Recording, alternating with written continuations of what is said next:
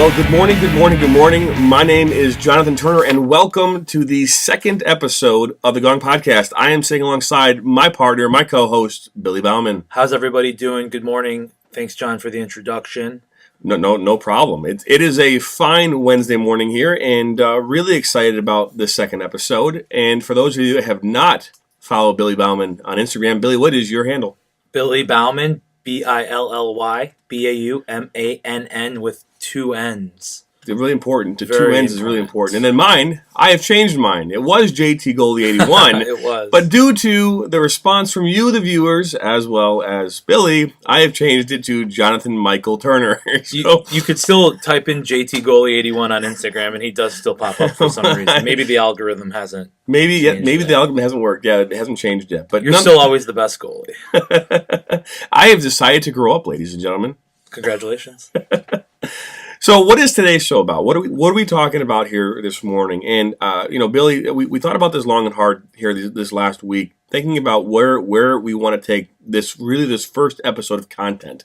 What is it that we want to focus on? And honestly, for me, not just from a learning standpoint, but from what I'm dealing with at my company on a daily basis in regards to my reps, my sales guys, and women for that matter, is they're not picking up the phone. Yeah. Okay. So, when I say about not picking up the phone, is that we are finding excuses, we're finding reasons to not pick up the phone.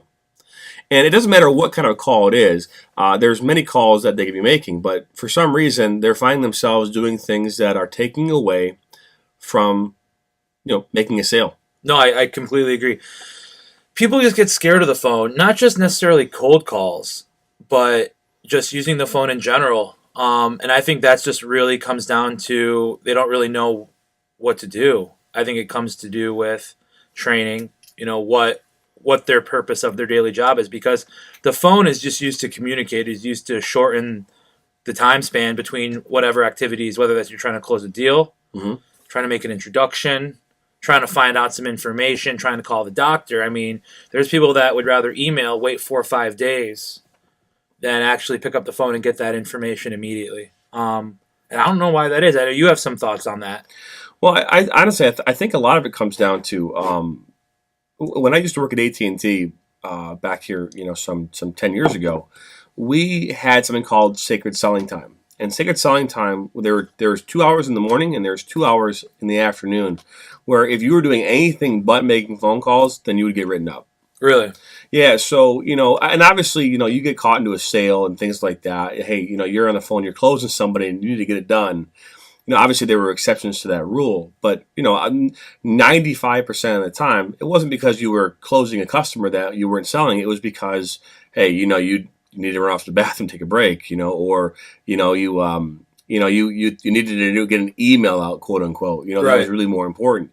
And so, but what I learned from that sacred selling time was that it put you into a situation where behaviorally you were only focused on doing one thing, which is making outbound phone calls. So the sacred selling time, what were you doing the other time when there wasn't sacred selling time? What were your guys' activities? Were they still supposed to be on the phone, making relationships? It's a combination of things. So because, obviously at that time, our outbound activity requirements that we had to make at least 60 phone calls a day and or 2.5 hours of talk time. Oh, that's simple. It was really simple. And for me, having a conversation, a thorough, in-depth conversation with the customer was very easy for me. So it didn't necessarily turn into a sale, but I was able to build a relationship. And studies have shown that the longer that you're on the phone, the more likelihood you're going to close that particular customer either on that phone call or in the future. So right, and then I think that's the other thing kind of to hit on that is you're talking about talking to the customers on the phone, talking to potential buyers on the phone, and that's the point of the phone is communicating. To talk on the phone. There are certain conversations you can't have via email, via LinkedIn. Yeah, FaceTime and text are great, but again, that starts with a phone most of the time, right? And with that, though, when you're on the phone with your 2.5 hours of talk time, you're getting that interaction with the customer, whether or not you're selling them. Yeah. But at least you're getting information, finding out what they want, who they are, what their pains are. Are they married? Do they have kids? What are their hobbies? Those are essential that are in building relationships. So even though you might not be getting the transaction from that 2.5 hours of talk time, you're laying the foundation to go, build the house, right? Yeah. To go find out, okay, hey, John, I know you might not be interested. today, after you find out all the information, you find out when you're at AT&T, hey, you know what? The B2B services that we provide aren't actually the best fit for you. But John, let's continue this conversation. Let's find out. Maybe you know somebody that I can actually help out, or maybe vice versa. Yeah, no question about that. And I think what ends up happening too, and this is something that I get it. I don't know if you have a routine in the morning, but when I got into the office, my day started at 8:00 in the morning at the company. I got there at 7:30 because I wanted to be able to set my day up. I knew that I had to make 30 phone calls in the morning to at least be on target. I always want to be at that 25, 30 phone calls by lunchtime. So when I went into my afternoon, I didn't have to make 50 phone calls. I wanted to make 30. Yeah. So I tried breaking up my day as best I could. And, so for me, it was prepping my day, prepping who was on my call list, making sure that I had all the information that I needed so that I could just go boom, boom, boom, boom, boom, right down the list of phone calls. Obviously, as I was there later in my career, we ended up going into like an auto dialer system. Yeah. So I was able then to not really have to worry about like hitting buttons and dialing out. But nonetheless, it was a focus point. I think what happens with most sales reps in regards to time management is that the preparation that is happening on the front end is actually happening during their phone calling. You're supposed to do the front end prep, every day. Hey, if you're on Sales Navigator pulling lead lists, you shouldn't have been doing that during your sacred selling time. No free ads. You shouldn't be doing that. I'm just kidding. You shouldn't be doing that during your normal calling time. Right. That should be done in the morning before you start calling. Yeah, and I'll hit on that. So that's something that I actually think that's why, what makes us different is, and not really makes us different. I'm sure a lot of companies do this, but most don't do the pre-call prep, which only takes a minute, by the way. No. As you just said, Sales Navigator, you go on Google, you do a little research on the company, find out who the decision makers are, find out briefly about their company. 2 minutes of Googling will tell you more than 90% of all the people calling on your potential customers.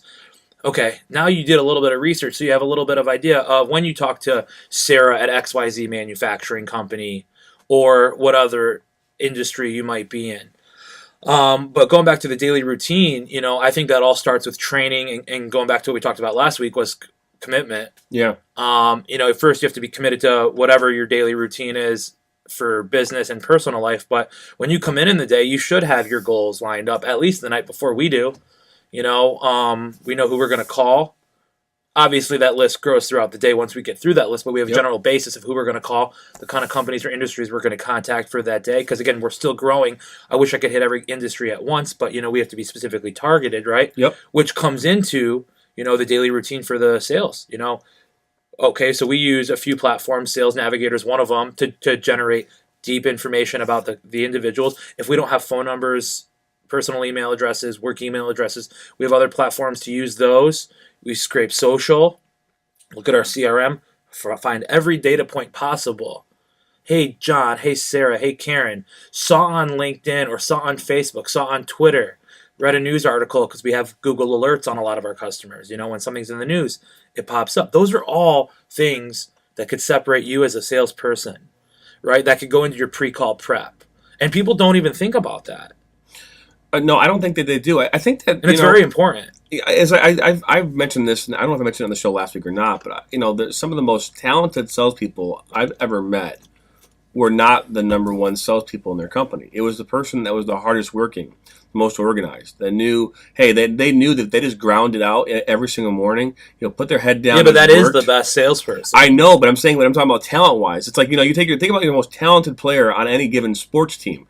They're not always the best team player. They're not always the most successful, right? Because they get an ego, they get overconfident, they don't do all the work because they think they're too good. Yeah. So my point is that with talent doesn't mean best. Talent means, hey, you have the abilities to do the best. Right, but the work ethic, the organizational aspect, hey, self-training. It's not just about what your company is doing for you, but what are you doing on your own in order to prepare yourself for that next phone call? Right. So if we talk about sacred selling time, I would guarantee you, not guarantee you, I guess I can't say that, but I would like to say that I think a lot of companies do not have sacred selling time. They say, okay, get on the phones, and you're calling, whether you're calling at 7:30 in the morning or you're calling at 7 o'clock at night. There's no sacred selling time designed for that company where they can just hit the phones and just make phone calls, not thinking about any prep. Because here's the thing, in the sacred selling time that I'm talking about, I wouldn't even spend 1 minute prepping a phone call. It was me just calling. Like, I'm up, it's John Smith. next phone call. I mean, but that doesn't sound like effective. Well, here's the thing, though. My prep, though, took place before that. So I had all the prep information on those companies before I started making phone calls. But this just shows that there's multiple ways to do it. Yeah. Just because, like, I don't necessarily do the way you're doing it, Yeah. right? And vice versa, doesn't mean it's wrong, right? Or actually, I think they're both right in its own way, right? But the one thing that we do that is different is, again, going back, it doesn't matter how you do it. It matters that you just do it. Correct. Right? So, like, all this started with just getting on the phone. And the one thing we don't want to get confused with is, like, cold calling. Like, this doesn't even necessarily mean cold calling. No, it means any kind of call. It means, like, any kind of call, warm call, cold call. The warm call that you thought was, or the cold call that was supposed to be a warm call, then ends up being a cold call because the dude doesn't remember you from a week and a half ago, which is, again, your responsibility, and you take full responsibility for him not remembering you. Yeah. Or the reason that you were, there to talk about your product, service, or how you can help them. Correct. And their company. But, yeah, no, I think, like, your plan of, like, the sacred selling time is great, right? Yeah. Because at least you're taking action. Maybe it could be improved. Maybe my method could be improved, right? Well, I would say, I'm going to ask this question to you. How many companies do you, at your company, do you guys have phone blitzes? What do you mean? Well, a phone blitz for me was when we would say, okay, the next hour, everyone in the company is calling very similar industry, and we have a contest in regards to that hour. So the most appointments set. We don't have contests. We just hit the phones. And I'm actually included in that because we're growing, as you know, right? Yeah. So, obviously, like, as more we bring on more salespeople, will be great because that's what we need right now. But no, I mean, for example, our sales team right now is on the phone all day, every day, setting appointments. Whether that's on the machinery side, the outside sales side of our company, or the talent solution side, which, we just hired on our director of talent solutions, which is going to help grow that side. So now we're going to be able to expand on those efforts. But we're hitting on the phones all day, every day. There is no specific time. I mean, as you know, customers are everywhere, right? So from, I would say, our sales training between like 7 and 8 a.m. every day. Travis and then some other team members are a little earlier than that. Yep. Some, unfortunately miss some time. And the problem with that is that when you don't do your training, there are repercussions to that, like pulling back on leads or certain other ways of going about that. But no, we hit the phones, man. There aren't specific times that we hit it. Now, there'll be times where it's like, okay, we need to follow up on certain things, but we use 90% of the day we're on the phone. Yeah, no, and I don't want to. And again, I'm not saying that this is right, wrong, or indifferent. Like, for example, at our company, we do every Monday we do, and this has been something we've been doing for the better part of 5 years. We usually do it Mondays because Mondays tend to be the biggest day of excuses, along with Fridays in the sales world. For what? Well, Mondays, when I say excuses, everyone seems to be in meetings on Mondays, so we're going to wait until after 10 o'clock. Like we're talking about our customers, right? Yeah. Or just in general. I think that, when I was selling on a rate, I'm not selling as much as I used to because I'm managing companies, but when I was full-time selling, Monday mornings, we were like almost told not to make phone calls until like around 10 or 11. So most of our meetings as a company took place on Mondays. All of our sales trainings, all of our corporate meetings were always on Mondays between like 8 and 11, and then we would basically start making phone calls right thereafter. Yeah, we'll start making calls at like 8, 9 a.m. Yeah, so doesn't matter. Yeah, so my point though is that we would on Mondays at our company at IMCC Group, we would make phone calls on Mondays. We call a phone blitz Monday. So we would get out of the gate, between 9 and 10, start making phone calls, and the goal was to make 25 phone calls in that time period. So in an hour, making 25 calls, and the person that made the most, had the most appointments set, or the most progressed a sale, maybe found a machine or found someone that was looking to buy something, we would have this tally, and at the end of it, we'd give away some cash. Yeah. So just an extra ways to incentivize it. But here's a statistic that I thought was kind of interesting. I was reading a Forbes article here that was actually posted in like October of 2018. It is talking about where sales reps spend most of their time. And it says here that 64.8% of the time, sales reps are spending their time on non-revenue generating activities. I heard that before. Now we're talking like admin tasks or not even. It's just non-revenue generating. So whatever that means. Whatever is not going to directly correlate to a dollar being earned is what they're spending their time on. And that's probably true because, been in like big corporate companies, even smaller, companies. There's a lot of water cooler talk. Yep. And I guess maybe that's why I've never fit in with those kind of companies before pretty well, because I didn't really like that at all. Like, I mean, yeah, I'm a friendly dude. Yeah. I like, as you know that, but I also I'm pretty serious when it comes to work. Yeah, we can all have a good time, but there's a lot of people that just stand around and talk about Game of Thrones, and that's great and all. And taking 20 minutes to do a 2-minute task, pulling in the person that, asking for help when you could really just figure it out. Now you're distracting 2-3 people. That's a big number, though. 65%? 64.8? 64.8. That was Wow. based on an average person that's making over $100,000 a year. See, that makes me so excited. Because, I mean, when you hear a number like that, because as I talk about, we're growing right now, and it's cool that I'm going to be talking about growing on this podcast along with your company, Yeah. that people hopefully get to see the growth over the next year. But, when I hear 65% are doing non-revenue generating tasks, it's and you could probably flip that number if they actually use what we were just talking about, the phone. Because anytime you use a phone, that's a revenue generating task, in my opinion. So whether you're having conversations, following up with customers, those are all revenue generating tasks. I'm wondering, what are they doing with that other 35%?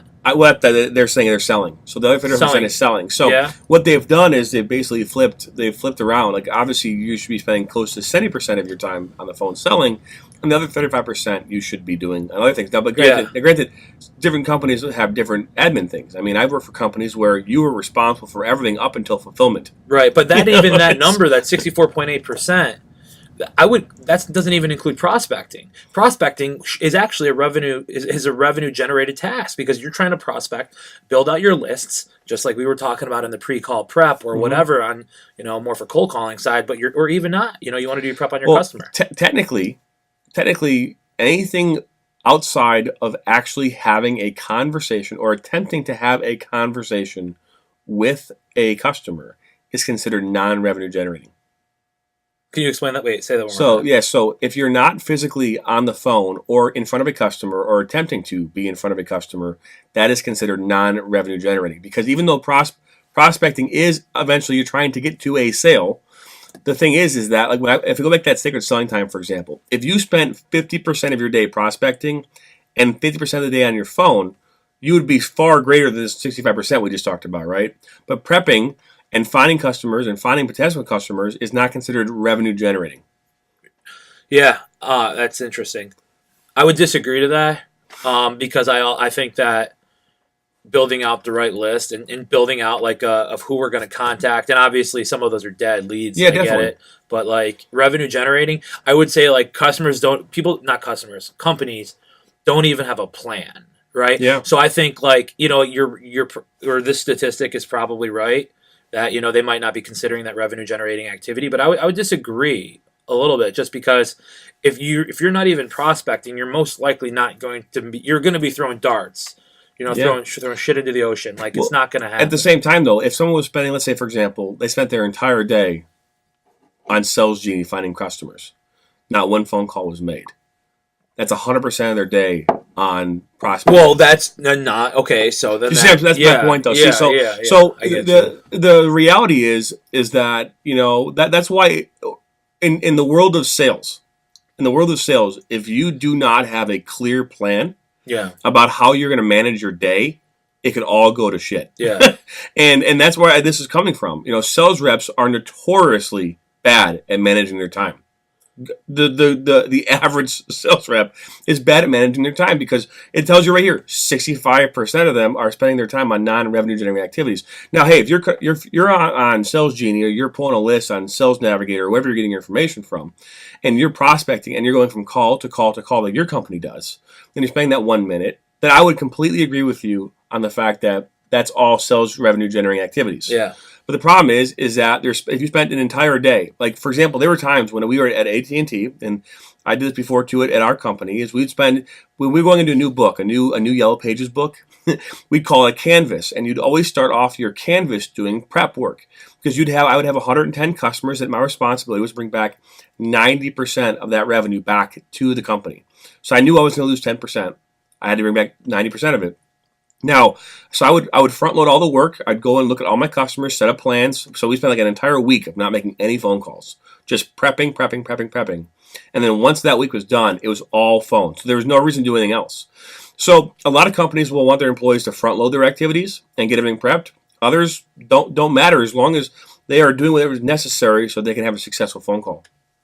Yeah, I would. I'm all about the prep, and even the prep. That's not like knowing the whole entire company history. I'm not saying, Of course. So like yesterday, and I do cold calls still because I need to. Of course, we're growing, as I keep saying, so I need to be involved in like a lot of the sales cycles that are going on. And I made a cold call yesterday. Did about like 30 seconds of prep, pulled up the company, pulled up the profile on Sales Navigator, looked at who they were, saw their recent posts. Hey, great. Now I called the office actually, because I thought I had a cell phone number, but I actually ended up calling the office. It was my fault. But either way, got through, talked, 5-minute conversation. Hey, the whole goal wasn't to close him on the first conversation, right? It was to find out how we can help them with their machinery needs. Yeah. He actually ended up not needing any machines, but then we talked about how we can provide help on the talent solution side, whether that's permanent or contract work for staffing. And, I don't know how that's going to go, but what we did was we scheduled a meeting, right? All it was because, hey, I knew that you're a flexographic printing company. Yeah. That also does a little bit of this and that. And I could help you on this side or this side. And I knew that because of the pre-call, right? Yeah. Which only took 30 seconds. Yeah, I mean, and obviously sometimes, but I think here's the thing. You, Billy, I would say are an anomaly in a sense of you have the ability to go and do a quick prep work and then make a phone call. Right. I think the average sales rep, because looking at the statistics, I look at this as an average. Hey, the really successful reps, they're not spending 65% of their time on non-revenue generating activities. They're spending majority, it's flipped. Right. So, and again, I mean, if you're doing it all in part of a package where you're making 30 phone calls today, and every call you're pre-prepping and getting ready, then hey, that's great. But a lot of guys they can't do that. A lot of reps just don't have the ability to be able to prioritize their time and plan like that without losing the ability to keep doing it and not make a phone call, because all it does is give them an excuse not to call. Well, I think the whole prep thing is like great, but it is like I don't want to like say it's like. I don't want it to hold somebody back, right? Yeah. Because here's the thing, like, don't get crazy with it. Like, it's cool to make calls without necessarily prepping. Yeah. But that is strictly a cold call at that point, and you're calling a customer. Hey, thank you for calling blah, blah, blah company. This is Karen. How can I, be of assistance? Hey, Karen, this is Billy with the Arate Group. Yeah. Hey, can I talk to Jim? Oh, Jim's unavailable. Totally understand. Hey, can I get, just hold? When is he going to be available, right? Yeah. Oh, well, what do you do? Great question, Karen. We help companies out just like yours with all of their recruitment and staffing needs specific to your machine operators, your press operators, etc. I know he's extremely busy right now. What's the best time I should call back? Yeah. Because, as I said, we specifically help companies like yours in the flexible packaging and manufacturing arena, save money on time, people, employee expenses, and at the end of the day, we help you guys with your bottom line. That pitch might not be the best for a gatekeeper, but at least it's a pitch, right? Yeah, I mean, I think that this is why I think it was important that we talk about this today, is just picking up the damn phone. Mm-hmm. And that's really what this is all about, because any call is better than no call. Correct. And obviously, something that I always did, and this is something that I still do to this day. I try not to make my first phone call of the day a cold call or something where that's good. I try to have a phone call where it's a follow-up phone call with someone that I know. Maybe it's a phone call to a rep of mine and we're role playing a little bit. Yeah. It's not just me going in cold, because hey, just like you probably do. Hey, sometimes you've called me in the morning, Billy, and I'm still in bed, and you're like, "Are you still sleeping?" And I'm like, "Yep." That first phone call, your voice sounds like you just got out of bed. Yeah. And you want to make sure you kind of rub off that dust a little bit, because here's the thing. If you're calling someone and you're trying to get them to sell, you're trying to sell them on something. You don't want your first phone call of the day to be shit. You want your first phone call to be great. Now, the goal is to build your day, build your phone calls better. But hey, why go out and make your first pass an interception? Why not go out and make your first pass a touchdown? Well, right. You're not going to just let's think about it from a football perspective. Okay. Yeah. So, Stafford, right? He's not going to go out there. Can't believe I'm using a Stafford analogy. I know. Here, Maybe use Tom Brady. But he's not. Let's use Tom Brady. But I'm going to use Stafford because I love the dude. he's not just going to go out there, without warming up a little bit, right? Throwing a couple balls. So, like, you hit on a couple things there. You said role playing and then, like, having a couple calls before, Yeah. right? Yeah. Role playing is essential. 100%. Yep. So, we do it every day. We have designated time where, we go through certain situations. And again, that correlates with our training that we go into. So, we pick a segment.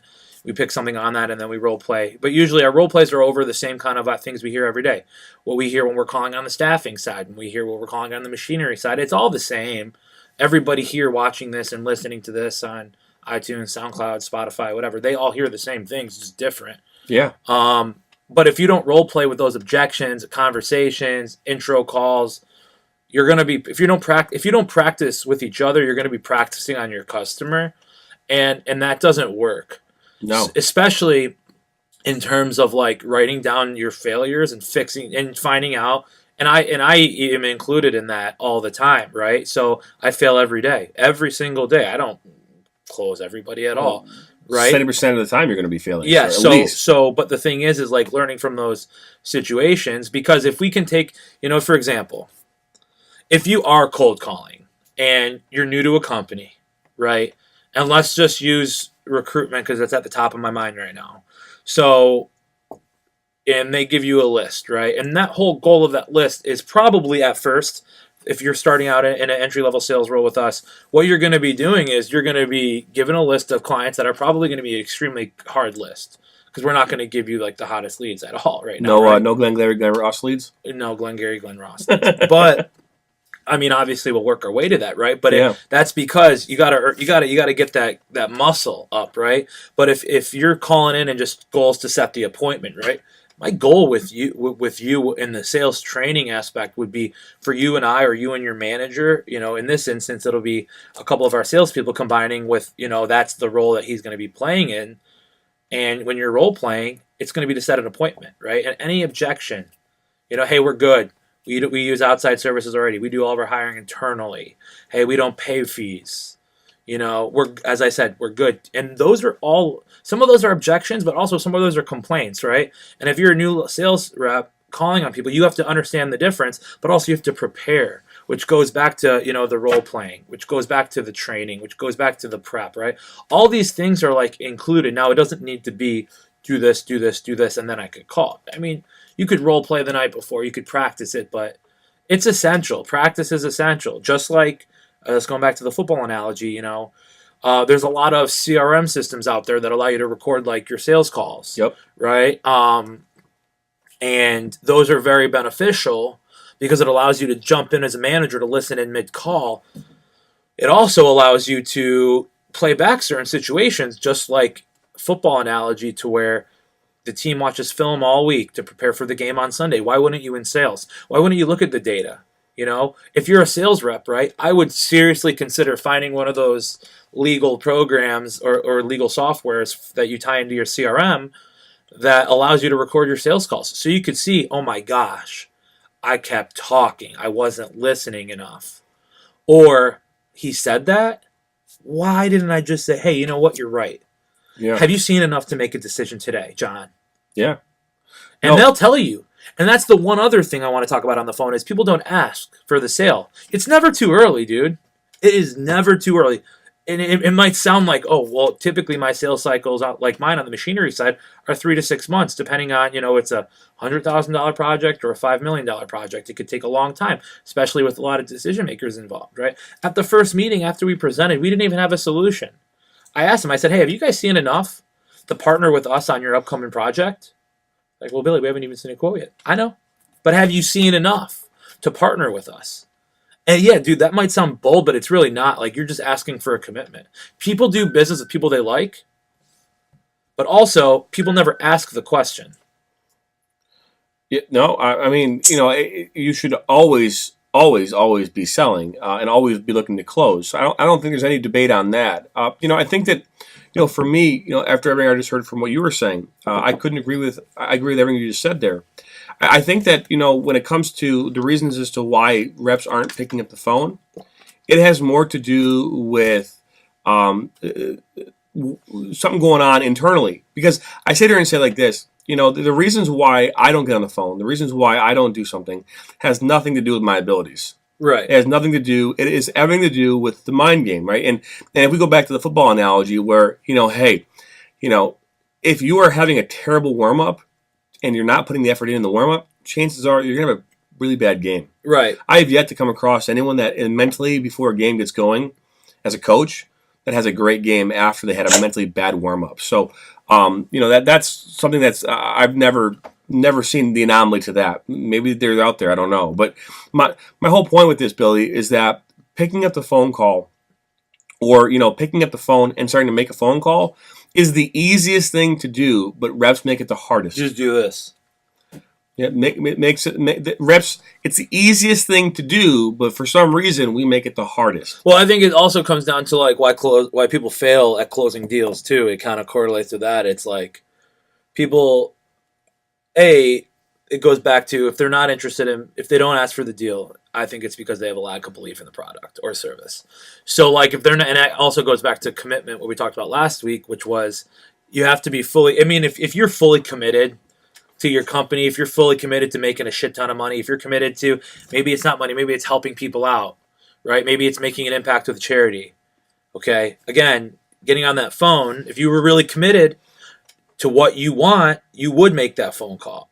So like those people that don't want to make the call, even though they do all the work, right? They'll do 5 hours of prep work, but they'll never make a call. It's because they're really not committed to their product at all, or they're not. They don't buy into the list. Like for example, which comes back to commitment. This is a perfect example because I think Glenn Glarigan Ross is a perfect example of what we're talking about, because the excuses that were made by the reps that they didn't have good enough leads.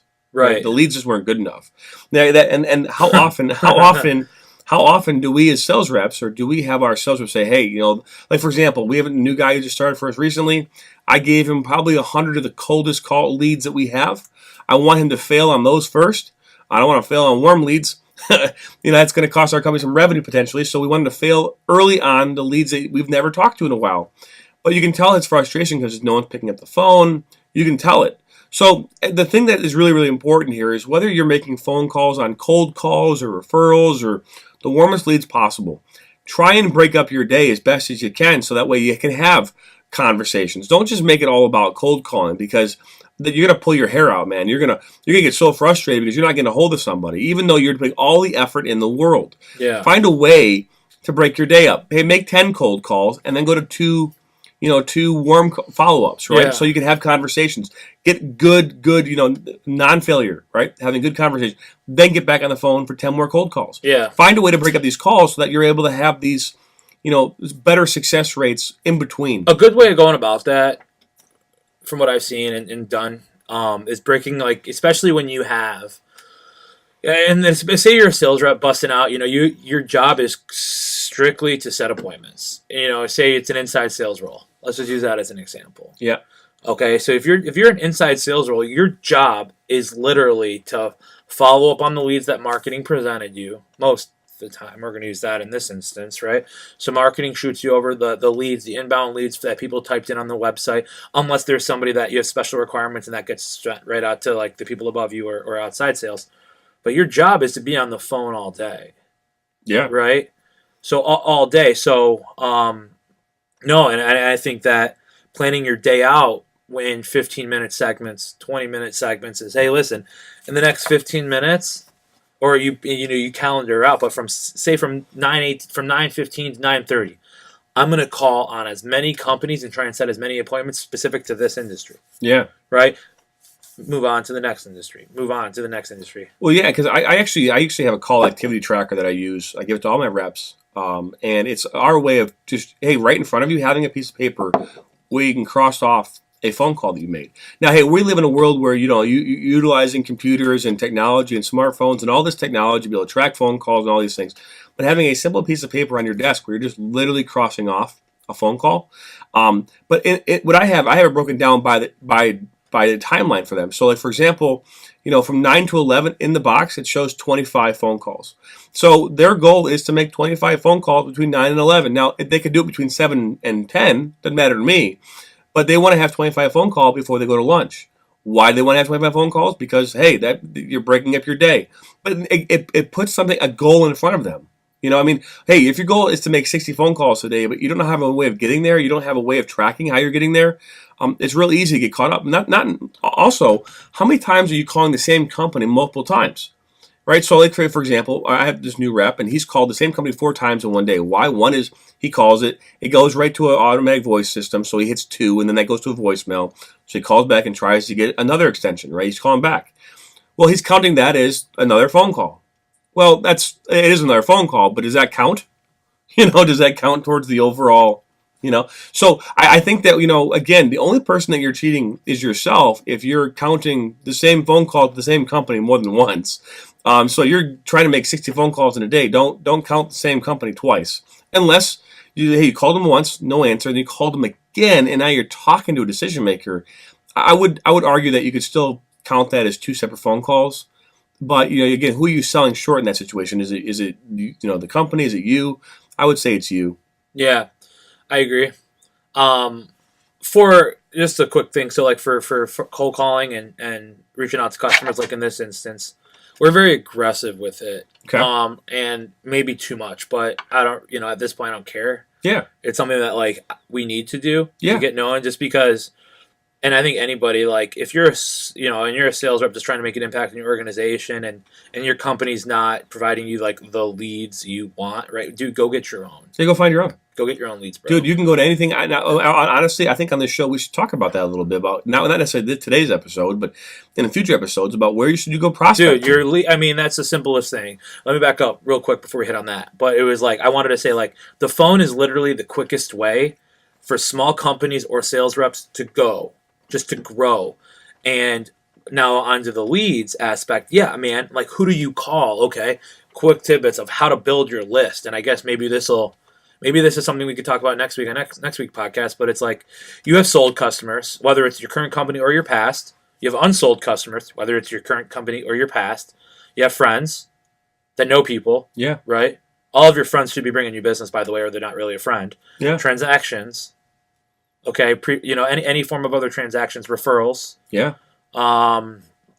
Shit, there's so many ways you could build a list out without even really getting onto, like, these advanced tools like Sales Navigator, to Lead IQ, etc. Right? Yeah, and again, there's so many inexpensive ways to be able to. The ones I just said I say free. Free. The ones I just said are free. Where you can literally go on to different sites and different things that are called no cost. Obviously, you have to have an understanding of your business. All it is this. It's let's use, again, recruiting for an example. Let's say I'm calling you John over at International Machine, right? Actually, let's say your other company, CNC Prototype of Michigan. Okay. Say you need some machine builders, right? Yeah. Or maybe I don't know, you need some machine builders, right? Hey, John, Billy here from the RT Group. How you doing, dude? You're like, great, Billy. Hey, nice to hear from you. Thanks for talking on my behalf. I appreciate that. No problem. But, and I'll say, hey, listen, I know we're currently working with you guys on your, we currently have 3 machine operators at your current facility right now. Was wondering, I know you guys are at capacity with bringing on people and you don't need any talent right now. Who in your network, 3 to 5 people, do you know that I could probably have a conversation with and see if they might be interested in us helping them out? Did that cost me money? No, but thank you, Billy, for asking. Well, hey, John, appreciate you taking some time to talk to me about that. But seriously, though, that right there, for anybody listening, that's how you can get like 3 to 5 leads per person. Well, yeah, I would always, my thing was, whenever I was going into a facility, I would always, if my appointment was at ABC company, and next to me was DEF company, and the other side was GHI, I would go into ABC and say, hey, while I was there, I'm like, hey, who's the next door neighbor? What's that person's name? Right. Hey, can I use your name to come in there and say, hey, I talked to so-and-so, and they either say yes or no, but at least I could find a way to be able to have that conversation and be able to find a way to be able to get into places with the name of the company that I was just going into. I think that, again, and as we go down this journey of this podcast, we'll dive more into the right way and the wrong way to ask for referrals, or just different ways that I do things, the way that Billy does things in order to get referrals. I mean, let's be honest. If you're calling a company and they say they're not interested, okay, great, not interested. Well, I'm going to say, I completely agree. I would be not interested as well, because I haven't even told you enough information for you to be interested. And John, you know what? I take full responsibility for that. Yeah. Absolutely. Well, I appreciate that. I'm still not interested, and then at that point, But here's the thing, right? So somebody would take "I'm not interested" as an objection. That's not an objection, and it's more of a maybe a complaint because they can't be interested because this is the first time I've talked to you, John. I haven't even showed you any information really on how we could help you. I understand you're not interested. well, chances are, if someone is they call it an empty objection. Chances are, if someone says not interested to you on the phone, on your first phone call to them, and you haven't talked to them, chances are the real reason has nothing to do with you at all. Yeah. And anything to do with your product. Well, that's why it's like 2% of deal, and that's why most people go for the close right away. Now, don't mistake that with what I said earlier. Always asking for it. It's a completely different thing. Could always ask for a deal without even a deal. There, trust me, you can ask for a commitment, but like you could still call them, right? You're most likely, I think it's like 5% of deals are closed after the first contact, and like 75% plus, and I don't quote me on that, but I know it's around there, are between deals 5 and 12. So here's the thing, right? That first call, hey, I get you're not interested. What would you be interested about? I haven't sent you any information yet. So all you're doing is setting the groundwork, getting him in the pipeline, getting him a lead. Hey, let me ask you a question. If you were interested, what would interest you? Yeah, another great question. The way I would always say I'm not interested, especially early on a phone call, one is, again, if we're going to go into the sales process a little bit, which is good, I always like talking about sales, is, the first error of all sales reps is they don't qualify for time. So if you just call a company and don't say, hey, it's a good time, bad time, whatever your shtick is going to be, then chances are the customer who you're talking to is going to be pissed off that you're even trying to do anything in the first place. So that's where you're going to get most of your not interested is because you just didn't qualify for time. However, I would always use a thing like, hey, you know what, Mr. So-and-so, most of the companies I call when I first start talking to them, they all say they're not interested. Completely agree. They all say they're not interested. And you're no different. As a matter of fact, when I was talking with the ABC company down the street here recently, they said not interested as well. But once they had a chance to listen to what I had to say, once they had a chance to listen to what we offer them or the products and services that we can help them provide, and how this is going to make you money, make them money, or help them get a return on their investment, then they were more inclined to listen to me, and they were thankful that they did because now they're saving money or now they're doing this. It's because you're giving them a painting a before and an after picture. And then, hey, now I'm taking them down the road of getting them on the appointment. And that's how you handle the not interested objection. The reality is most of your objections early on in any phone call have nothing to do with you and more to do with their current situation, whatever that might be. Timing, busy, whatever the case might be. Yep. So you have to find a way to draw out the objection. Absolutely. As a matter of fact, I think it's even important sometimes to say, hey, you know what, Mr. Customer? Chances are you're about to tell me you're not interested. And how you get around that, right, is and how so I'm trying to envision this in my mind right now, but it's like, so you all start out of equal playing field, all salespeople, right? You're all making that first call, you're all there, right? Yep. Most people aren't going to make that second call. Most people aren't going to make that third contact, fourth contact, fifth contact. Once it comes to 8 contact points, dude, you're at the top. And you've already told me, Billy, I am not interested 7 times. But guess what? When something comes across and I build value or you have a need, whether it's for machinery, recruitment, or whatever else we're working on, hey, I'm going to be at the top of your mind, man. Not all these other people, and it's because all you're doing is setting that baseline. Yeah. And that could take 20 calls, 2 years, 3 years, 5 years. Well, and this leads me down to the next thing, I think, before we wrap up the show. Yeah, let's is do that it. all the phone calls that we just made, the hypothetical phone calls that we just made. Well, that's the thing. Like, we could role play all day. I think the reality, though, is, in regards to this is where a lot of sales reps can falter. Is they've made the first phone call, maybe the second phone call, and they've heard, hey, I'm not interested. Or they go and they hear they're not interested, and they stop in their tracks, and they just don't move on. They're done. Okay, the customer said, I'm out. I'm gonna move on to the next customer. Because I've always said this to my sales reps, like, hey, if a customer, there's a million customers out there. There's plenty of customers for us all to go out and have. Okay, you don't need to work with that customer. There's 10 more that you can work with. So if this guy is going to not give you the time of day, move on. Find the next one. Okay. However, when do you know when to move on? When do you know when to cut your losses? And I think it's important. What do you mean, like take them out of the pipeline? Well, not take them out of the pipeline, but my point is like I think what happens with a lot of sales reps is that when they get these objections, these initial phone call objections, not interested. They tried, they gave it an effort, and they put this customer off of some bucket over here on the right. They don't call that customer or back. That's too much money, I won't do that. Or whatever the case might be. But that's the thing, right? I think that's where and this is where the training comes in. Yeah. How we talked about. Because there's a huge difference between an objection and a complaint. This is too much money, John. John, I can't buy that. That's too much money. Dude, that is not an objection. That is a complaint, 100%. I get gas. It's a shit ton of money now. Yeah. Right? I go get groceries, or Ashley gets, we go together, and it's like $200 on groceries, right? Yours is only $200. Well, you have 3 kids, I don't. So here's the thing, right? So it's like, but that's a week. I mean, it's a lot of food, but here's the thing, right? Her telling me it's expensive, me saying that's expensive for groceries. I'm still buying the groceries. Yeah. I'm not objecting to it. I'm just complaining. So most reps will hit a wall and say, oh my God, he's not interested because the price is too much money. Billy, John, can we lower the price $8 or can we lower the price 15%? No.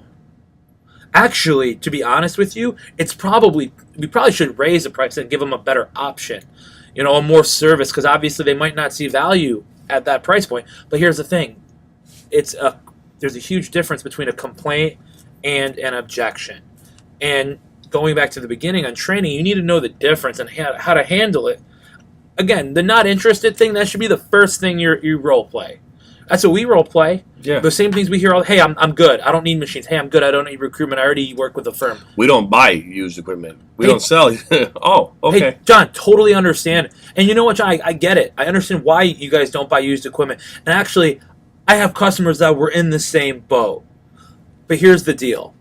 What we can do for you, and the reason I'm reaching out, isn't to sell you any machinery. It's just to tell you how we save companies or make companies like International Machine Scenes Prototype Michigan 38% or whatever your metric is on how you help them within the next 30 days. John, if anything I just told you is even half true, would you be interested in having a conversation with me and my team? Well, if you're only telling me half truths, then no. But yes, I would. Well, but the point is that 50% of that, if I can actually do 50% of that, make you 40% within an extra 40% in the next 30 to 60 days, would you be interested in at least having a follow conversation to this? It's all about big claims, and it's all about role playing. Billy, you're the first sales rep to call me on this in over 10 years, so just that alone tells me who you are. But that's the crazy thing is most people think they want to be talked to. That's how you have to. They want to be helped. People want solutions. And they want to talk about their business. People want to talk about their business. So, I thought this was great, Billy. I think that awesome. Good content here. The thing you want to take away from today's episode, from this morning's conversation, is about just picking up the phone. The rest of the stuff will all fall into place. Everything else will fall into place if you just get on the phone and start trying to have meaningful conversations with companies out there that align with what you do. And guess what? If they don't align with what you do, while you're on the phone with them, ask them for companies that align with you. Yeah. Ask them, because guess what? If they're not interested, they may be not, and it might be perfectly true. They're not interested. Maybe they're going out of business. Maybe they're just not there right now, which is perfectly fine. But someone down the road next to them might need your services, and why not ask them for that? Who do you know that could be of value, that we could be of value to? Yeah. We've obviously helped you, or you've seen the value in what we can do for you. I'm sure you got friends, John. Who do you know that I could give a call to right now that would probably just see if we'd be a good fit to partner with? I couldn't agree with you more. Guys, my name's Jonathan Turner. This is Billy Bauman. Thanks, guys. Billy Bauman. What is your handle, Billy? Billy Bauman. Billy Baumann with 2 N's. That's right. And my name's Jonathan Turner. My handle is Jonathan Michael Turner on Instagram. As always, check us out here on Facebook and YouTube. We are on SoundCloud and iTunes, and we'll be on Spotify here in the near future. Looking forward to coming back here every Wednesday morning, having a more thorough conversation about sales and marketing. You say Thursday morning or Wednesday? I said Wednesday morning. You did say? If I said Thursday, I'm sorry. It's Wednesday morning. Maybe I heard wrong. Wednesday mornings here at 8 a.m. And look forward to having you here every Wednesday. So, as always, we will see you next Wednesday. Absolutely.